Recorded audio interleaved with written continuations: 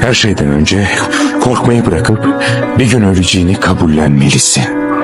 Nasıl açacağını bilmiyorsun. Sadece her şeyi kaybettikten sonra özgür kalabiliriz.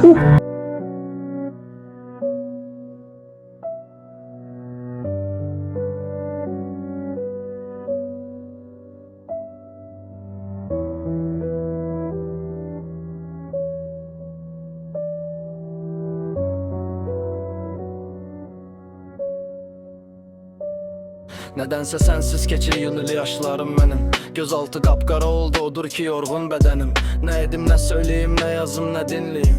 Mənə axırda qalan sadəcə bir iki qədəhdi. Təxmini bir il qədərdi, ayrılıq qapımızı çaldı. Səni mənə verən Allah bir can içində aldı. Gözlərim neçə aydı, intizar içində qaldım. Mən səni arzulayırdım, mənə bir tək özüm qaldım.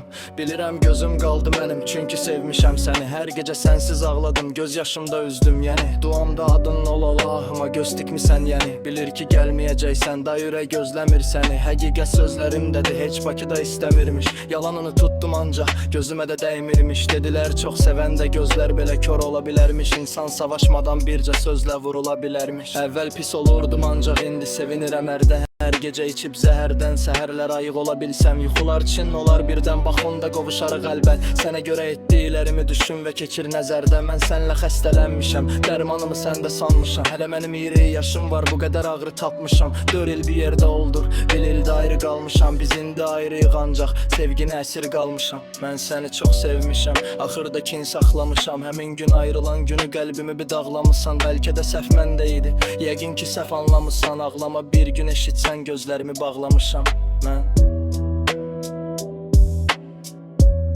Gözlərimi bağlamışam mən.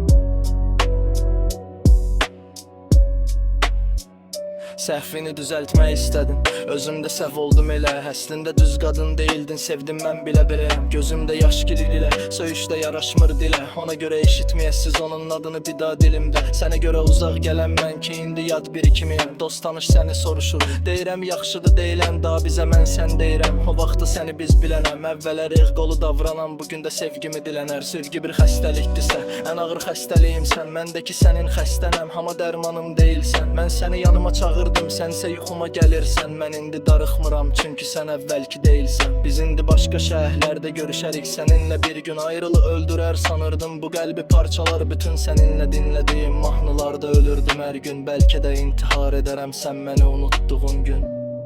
Yaşım 15 olanda arzum idi sənlə qocalmaq.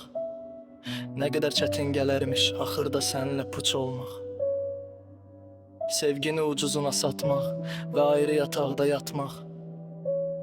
Sayəndə istəmirəm daha hansısa qadına inanmaq. Mənim